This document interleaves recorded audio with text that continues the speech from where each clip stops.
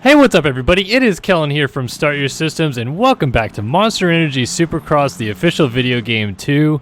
We're finally back with Supercross, folks. That is because the 2020 Monster Energy Supercross season is upon us.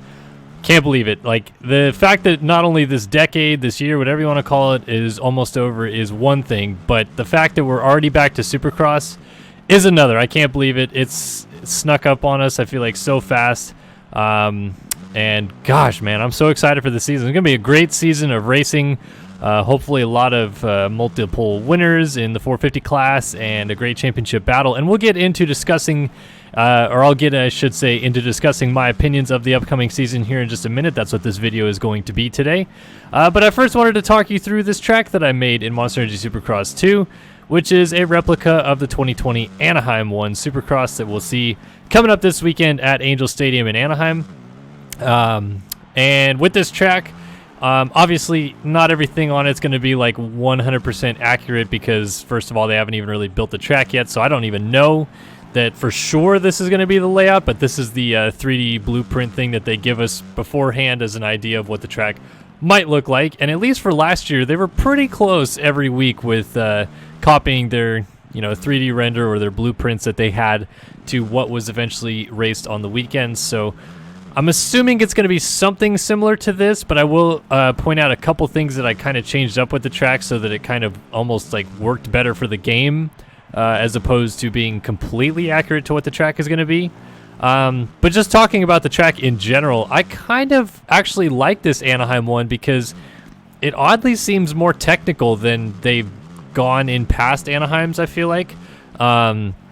It's kind of this, like, general speaking layout reminds me a little bit of 2014 A1, where the first kind of couple sections are pretty similar, and then it tailors off into some different stuff. But I like it. It's technical. It looks like it's going to be a pretty good challenge for these guys to start the year, which normally they kind of tailor away from. They usually go a little bit, I don't want to say easier, but just kind of like generally speaking more standardized stuff so that they create a track, for lack of a better word, that isn't going to hurt people in the first round, so you can get as many people deep into the season as possible.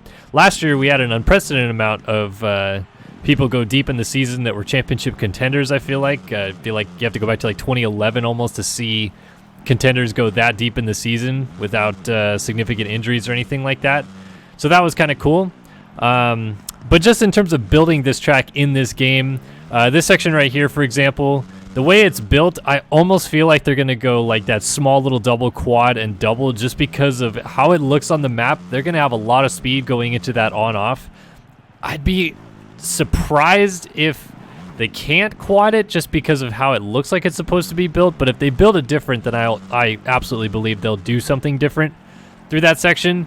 Right here, this is supposed to be like a really, really tight step up into the finish line jump. Like, it's not even going to have a gap like mine does in real life. It's going to be just kind of like a wall jump almost. But for purposes of this game, I wanted to make it so that it was more of a step up because it seems like it's going to be a step up and less so a wall jump. This rhythm section, I think they're actually going to do a different rhythm than I'm doing, and I'll point that out at some point during the video.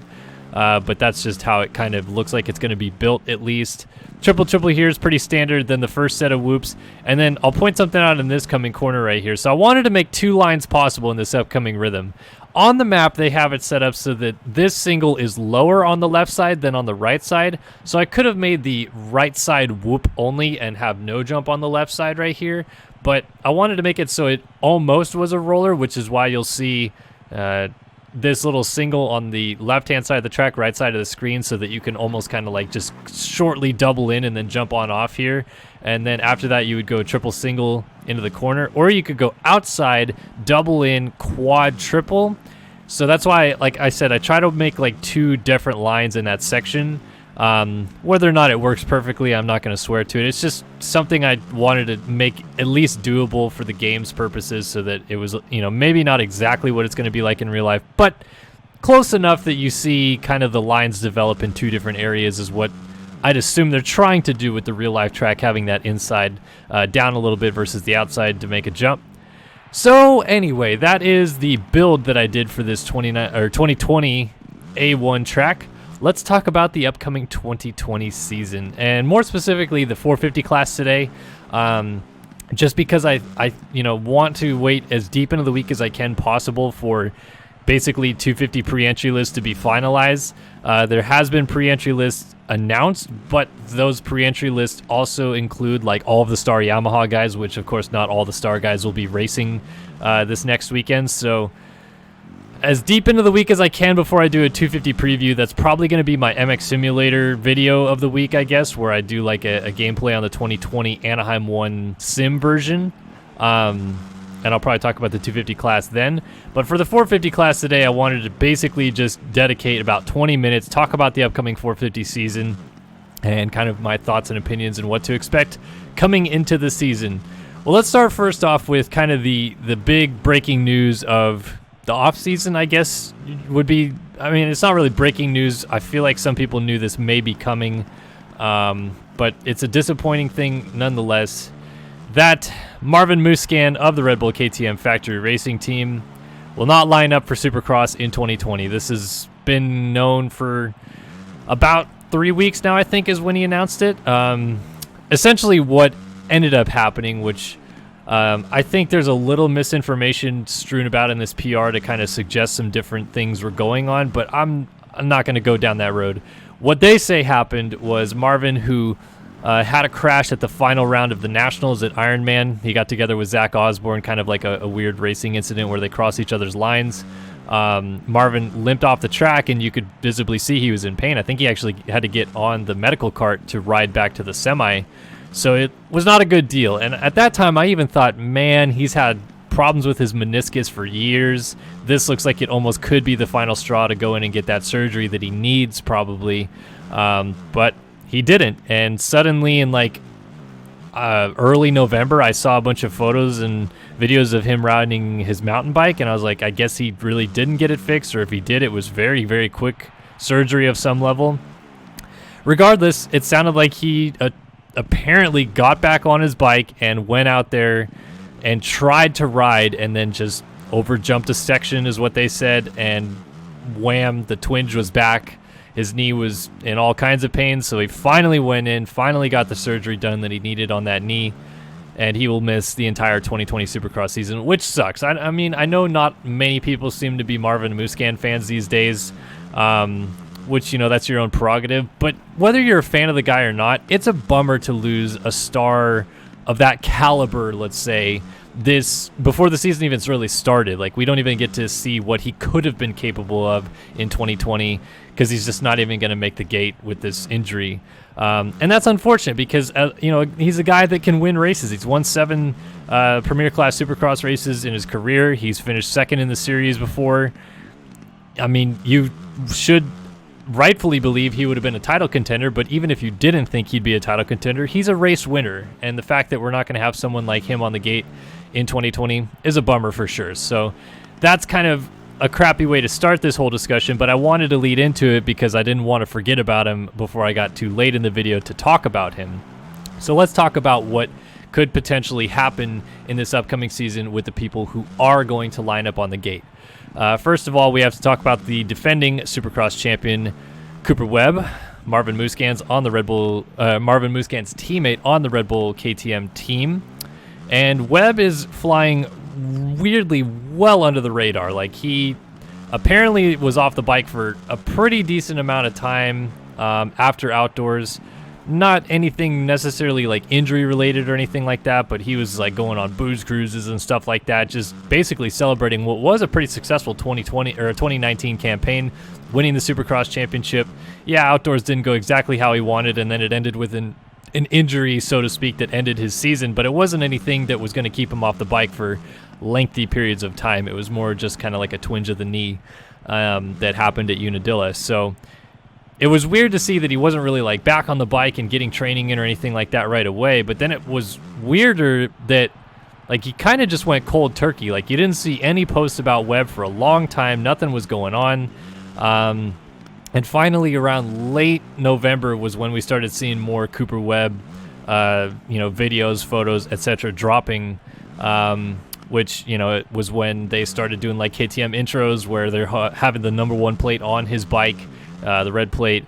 And, I think a lot of people were kind of like, what is actually going on here with Webb? Like, some people were theorizing he looked out of shape and all this other stuff like that, which I'm not going to jump aboard that train. I think that Webb still has, the time necessary to get himself ready and physically fit. And I've seen some videos of him riding. Like, Team Fried posted up a video of Webb doing some training down in Florida last week. And, I mean, it seems like he's, for the most part, got his kind of groove of things going. And Webb's always been a guy that it's not like he's blowing you away on the practice track or anything like that, and you're watching him do quad in a rhythm section and like, man, this guy's on it.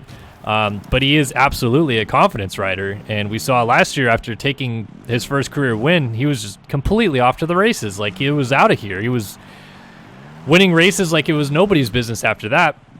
So I totally believe that there is that exact Cooper Webb that we saw last year still in there somewhere. The skill is there. The fitness is obviously going to be there, training with Alden Baker. So if he finds some confidence level early in the season, I think 100% he is right in the mix of championship discussion again. I think there's no doubt about that.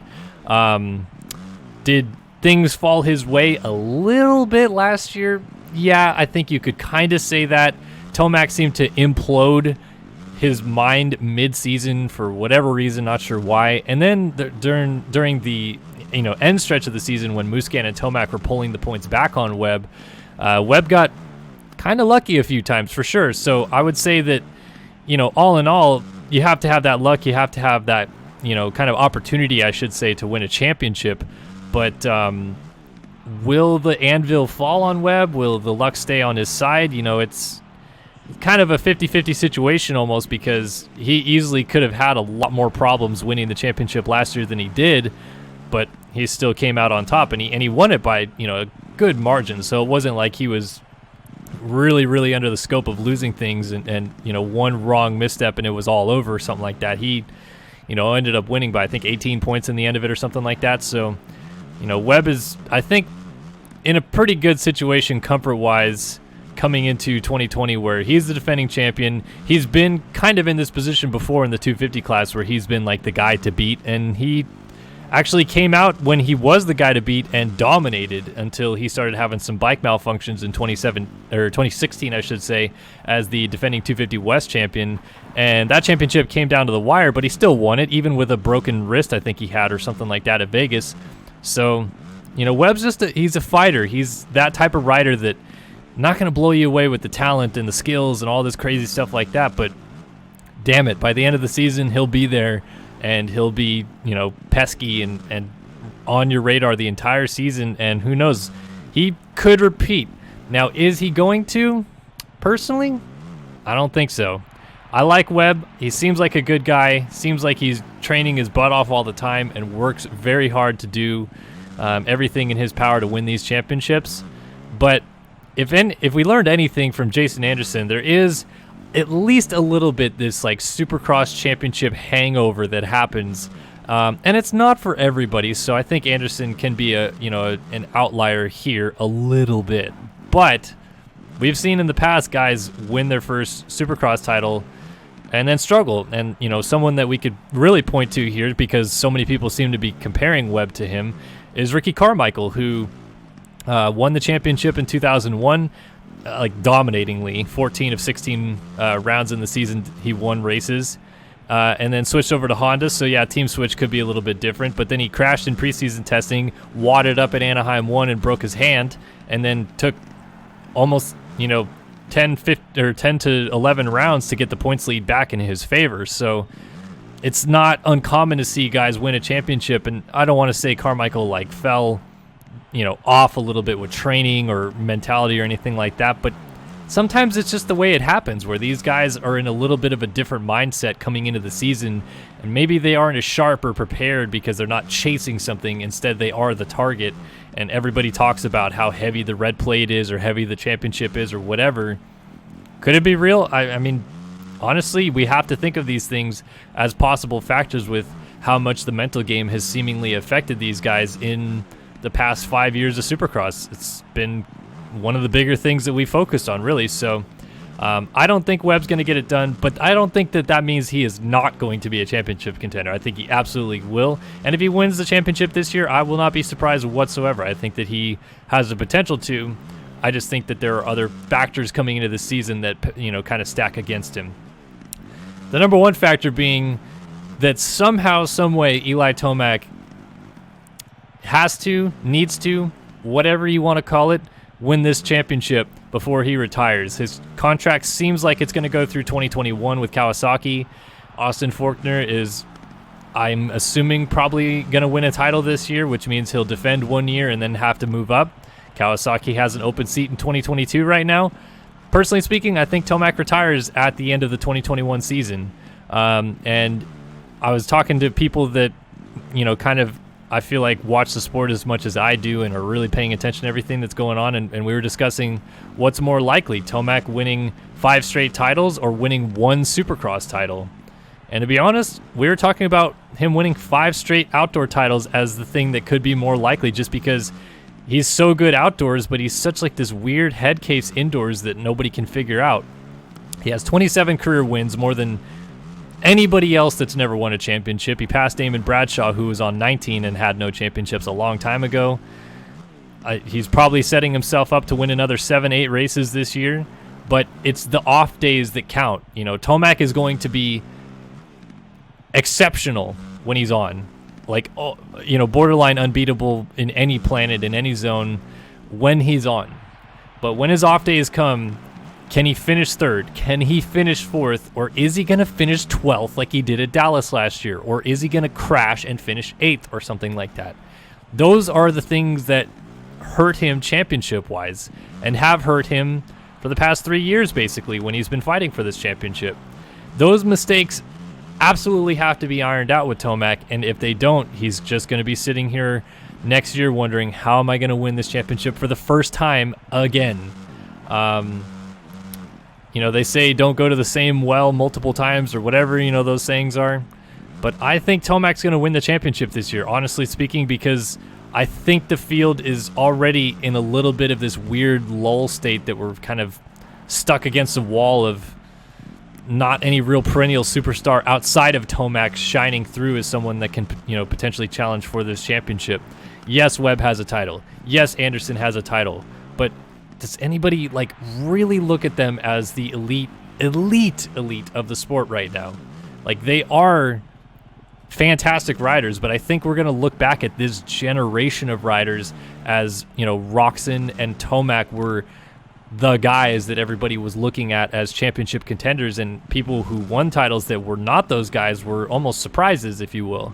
At least that's how it stands now. Does it have the potential to change? Absolutely. But I think, mindset-wise, everybody is still on that same grade where it's like Roczen and Tomac are almost the guys going into the season, despite the fact that there's 2 other champions that have recently won titles sitting on the gate next to them. So with Musquin out, who seemed to be somewhat of a kryptonite for Tomac almost, and more of that star power gone, and Webb having these question marks over his head, and I think Tomac thinks he has Jason Anderson handled, whether it's the reality of it or not. I think he believes that. I don't see how his mindset going into the season is not just domination mode, ready to go. People are pointing to things like he's posting himself driving around in his Porsche at some speedway.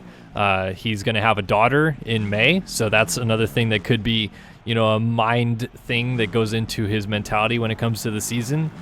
But it's just it's got to happen almost, it's been too long of it not happening for it to just keep going this way.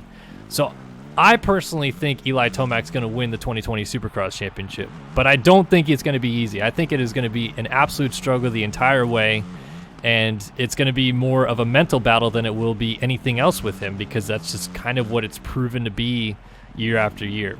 Now, Jason Anderson would be the guy that you would talk about next year as a championship contender, right? Because he, is a Supercross champion and should be regarded as such. But I'm going to switch the focus a little bit and talk about Ken Roczen before I talk about Anderson, because I think Roczen, at least on, paper, speed, talent, whatever you want to call it, should be the guy here that challenges Tomac to championships and race victories. since his arm injury, he hasn't won a race in Supercross, but he's won outdoor motos and national overalls and stuff like that, and was contending pretty much all of the 2019 outdoor championship for at the very least, winning races, if not for the championship for most of the season. I think Roczen is maybe in one of the best spaces we've seen him mentally in a long time. He was kind of like the alpha male coming into 2017, so he was head and shoulders above the rest in the mental game there. But I think since the injury, he's always kind of almost beat himself up in his own mind, is he knows that he could be winning, but he's still recovering from this gnarly injury, so he has to almost knock himself down a step so that he's okay with the fact that he's not winning. Now I think we're getting back to alpha male level Ken Roczen, where if he's not winning races this year, it's going to be a disaster, I feel to him. And yes, he has these health issues that are ongoing, and no one seems to really know what it is. Is it Epstein-Barr? Is it this? Is it that? But the difference is that Supercross is obviously a shorter race, and Roczen might be the best rider on the track when it comes to controlling breathing and natural abilities, being able to carry him further than other riders where they're having to ride a little bit over their head. I think Roczen almost saves himself energy in the whoops with how good he is in the whoops. Other guys are kind of wah, bah, bah, through the whoops, but Roczen just da-da-da-da-da right over the top, no problem. I feel that's saving him energy because he's not white-knuckling it as hard as these other guys because he's so good in the whoops and his bike is set up so well for that. Maybe it affects his corner speed a little bit, and so he's maybe white-knuckling it in the corners a little bit more. But he seems like he's pretty good at conserving energy on most of the track and letting his talents kind of carry him elsewhere. So, personally speaking, I think he's coming into Anaheim 1 as a guy that thinks he should win all these races and should win the championship no problem because he has this, whatever this illness was, relatively under control. He knows he has the speed to win these races and a championship. So when is it going to happen? It's got to happen pretty much now or never at this point because he's been building back to this point for 2.5 years since his crash. It's time. There is no more, well, the crash is so recent, so we're still kind of waiting for him to get better. No, it's time. He needs to be back to winning races, winning championships, or it's not going to ever happen kind of thing. So because of those reasons, I have Roczen winning Anaheim 1. I seem to always pick Roczen when it comes to Anaheim 1, but he seems to always be a guy that is more mentally a fighter and ready to go for Anaheim 1, whereas it seems like Tomac, at least in the last couple of years, has been let me slow my roll down a little bit and come out of these rounds healthy so I can challenge for the title down the road. I think Roczen's coming out and he's just going to win Anaheim 1, and it's just going to be great, and it's going to be finally he's got this monkey off his back and he can challenge for the championship and yada, yada, yada, yada, yada. But I think where it becomes a question mark is as we get deeper in the season and the fatigue of 17 rounds in 18 weeks wears on him a little bit more. Will that be the point where his body just starts deteriorating too much to hold on to a championship run or even a championship lead if he still has it that deep into the season?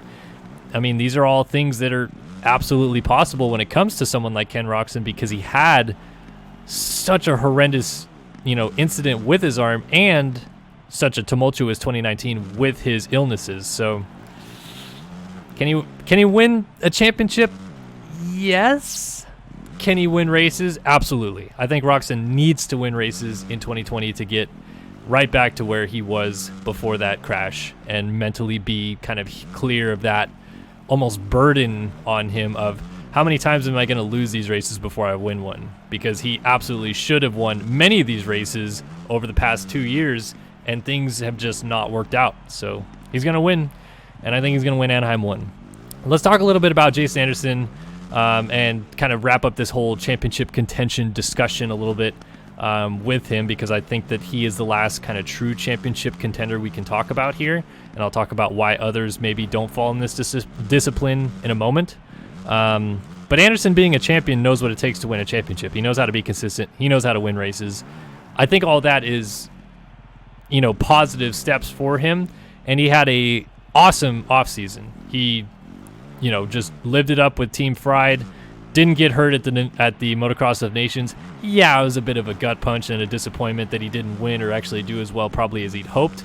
but then he just carried it right into the Oceania Series and won that in Australia and New Zealand, and has been traveling the world with his buddy Tommy Tenders and just living the life, and seems like mentally he may be in about the best spot he's ever been. And different to last year, he doesn't have all this weird added pressure of being the defending champion resting atop his shoulders. He can almost come into the season as a pseudo underdog again and ride that as, you know, what it's worth, essentially. Like, be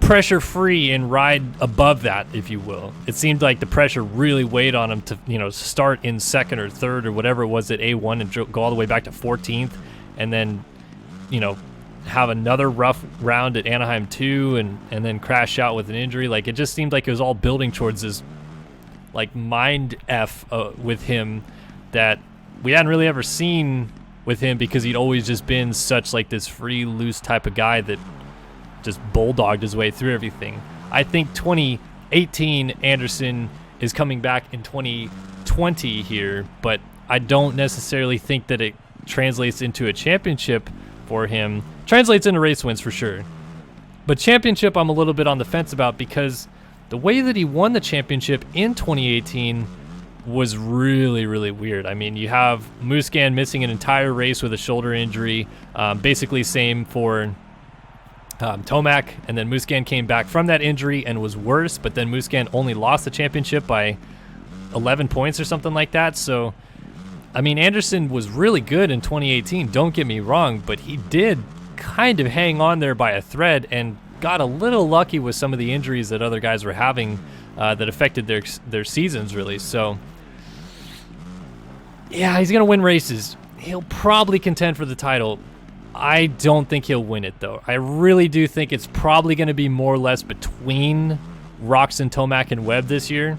But I think Anderson is absolutely going to be a race winner and probably borderline championship contender as we go into the, you know, stretch of the season and stuff like that. Now, what I kind of wanted to do to wrap up this video is not talk about all these other guys that could and should probably contend, but more or less talk about who I think might win races, and probably give you like a synopsis of about 5 people that should win races.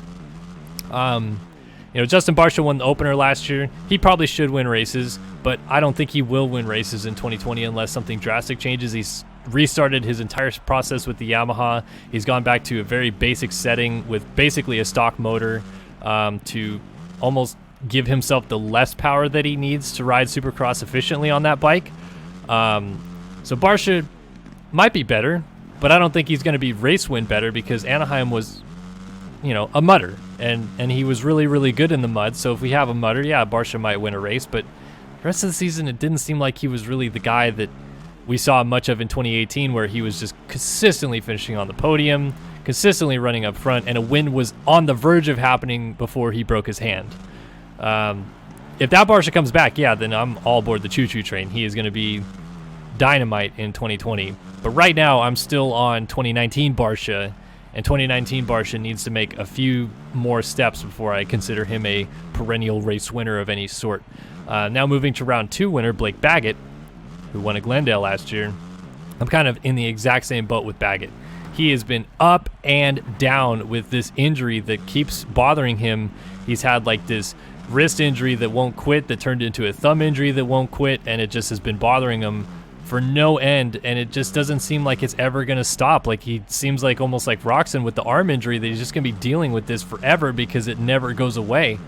So, yeah, could he win races like he did at Glendale last year? Yeah, probably, but I mean, we have to draw the line here somewhere. There's only going to be so many guys that win races. Like, we look at last year, and it was basically, what is 5 guys? Barcia, Baggett, Musquin, Tomac, Webb.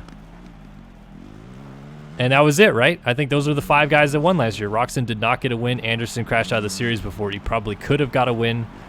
So that's where we're looking at. Only 5 guys last year. Before that, it was pretty much the same deal. About 5 guys won races. I think it's probably going to be 5 guys that win races again this year. And I do not think it'll be Barcia or Baggett. Now let's talk about kind of the new class, if you will. And I'll talk with about Zach Osborne first. He's not the new class. He was a rookie last year. But I think Osborne is probably carrying the most, you know, like hype, I would say, from coming off a first year out of anybody. If we're honest, Hill was pretty bad last year, and now he's gone over to MCR Honda. Savachi's going to be out with an injury most of the season after he hurt himself in Australia for JGR Suzuki. And then Plessinger, man, things have got to turn around quick. There's been a rumor floating around that when his Yamaha contract ends, he may jump ship back over to GNCC. His Yamaha contract is over this year. Dylan Ferrandis needs a ride next year. 2 + 2 = 4, I guess, there. But, Plessinger needs like a huge shot in the arm if he's going to have a better sophomore year than he did a freshman year, if you will. So we look to Osborne as a guy that was pretty dang good outdoors, almost won the East Rutherford Supercross last year. Might have probably been able to win that if he didn't have a small bobble. So he could have won a race last year. Probably can win a race this year. I would say that between him and Adam Cianciarulo, I am leaning more Osborne as a race winner threat in 2020 than I am Cianciarulo, which I don't think many people are going to agree with me there, but that's where I am. But talking about Cianciarulo, who's really like, we're going to have Martin Davalos racing the Tedder KTM team, but I think Cianciarulo is really like the biggest true rookie that we can talk about because he's on a full factory team, whereas Davalos, he's getting KTM support, but it's not a full factory team. He's not a Red Bull KTM. So talking about Cianciarulo, yes, he won the Monster Cup, but let's hold our horses just a smidge when it comes to getting all aboard the hype train for Cianciarulo. I love the guy because as someone who works in the media for this sport, he is an absolute media darling. He smiles. He actually answers coherently when talking to the media and doesn't just list off his sponsors. That is the type of people we need in this sport. So I love Adam Cianciarulo because of the type of person he is and the energy he brings to the sport. And hopefully that stays coming into the 450 class. Seems like it is with all these fun videos he and Kenny have been doing at the beginning of, or coming into the season, basically. But I'm not as highly sold on his chances of basically being a title threat, which is what everybody's suddenly pegging him as, because Monster Cup is such a weird race. Millsaps won Monster Cup in 2014, and then he was awful in 2015. Like, you can't draw conclusions from Monster Cup, and I think Cianciarulo rode great, came out firing, looks strong, carrying a lot of momentum off his outdoor championship. But it's the 450 class. It's a different beast, man. People winning in their first season is astronomically rare, quite honestly. Like, it happens, but championship-wise, it's only been Dungey and McGrath. Even Carmichael didn't win a race in his rookie 250/450 Supercross season. So I'm a little bit like, let's jump off the AC train just a little bit. Is he going to be Rookie of the Year? Absolutely. I mean, I think him and Martin Davalos, between the two of them, you got to go AC. But, like, he'll contend for podiums. He may get a win. I'll say 25% chance Adam Cianciarulo gets at least one win because I want to leave myself some wiggle room there. But I see him more as a guy that gets, like, 3-4 podiums, cracks the top 5 quite often, really, really fast, but he's going to struggle to kind of get to grips with 17 straight rounds of 450 Supercross, which is longer racing, more total over the season. Like, it's a tough thing to get wrapped around, I think, as an amateur or as a rookie in the 450 class. So I'm fully aboard the AC train. Choo choo, man. If he starts winning races, I am going to be stoked. My shirt is coming off. But to say that he's going to be a championship contender right off the bat is a little bit misleading, I think. I think we need to just kind of settle in and let him kind of learn the ropes, if you will, with this. And I think by Daytona, he's going to be right on the verge of winning races if he settles in. But if he comes out guns blazing trying to win the opener, watch out, because we may see some cartwheeling, and that's not a good sign with someone who's trying to learn his first year of 450 Supercross. But yeah, like looking down the order here, I mean, you have guys like Dean Wilson, who probably should win races, but coming off injury after he sustained one in Monster Cup, he's going to try to race the opener, but he's still semi-hurt. Dean Wilson, yeah, going to be fast, could win races, maybe, but that's going to be more of like a building process coming back from this injury and getting himself acclimated with the series again, because he was great last year. He was really good at, finishing top 5 and just finishing races. And if he could have carried that kind of momentum into this season, it'd be great. But he had a lot of injuries in the middle of the season last year that really kind of killed that momentum. And he's going to have to start almost at square one after another injury at Monster Cup. Then we talk about someone like Malcolm Stewart, who essentially missed all of 2019 with that broken femur that he sustained at the second round at Glendale. Another guy that he's going to be stupid fast, so fast, probably a fast enough guy that could lead a lot of laps in 2020. But I think, like Wilson, we have to expect them to almost fade late in races while they get their feet under them again for Supercross, and in that mentality almost build back to a level where they can win races. Like, I think they should more or less focus on finishing inside of the top 10 before they can focus on winning races. Should they be riding as fast as they can? Yeah, I'm not saying that they're going to just go out there and tiptoe around, but you can't run full sprint before you at least take one step. So these guys are coming off injuries. They need to kind of get their wits about them again, and to throw caution to the wind and try to win races right off the bat could just end up in another second round crash for either one of those guys, and they're out for the season again, and it's just not what would be good for either of them. So a little bit on the fence with those guys, where it's like the speed is there, but let's hold the phone on them potentially winning races right off the bat. Same could be said for like Justin Hill, who's now on that MCR Honda team, where again, speed is there, fitness was well off last year, and needs to kind of get a grip on that, and then we'll see kind of where things go. Let me think. I'm kind of missing anybody. Justin Bogle, another guy that's probably going to be top 10 guy pretty consistently. Talked about AC. Talked about all the Husky guys. Yamaha. I've talked about all them. So let's wrap up the video with the man who's going to be the man of the year this year, I should say.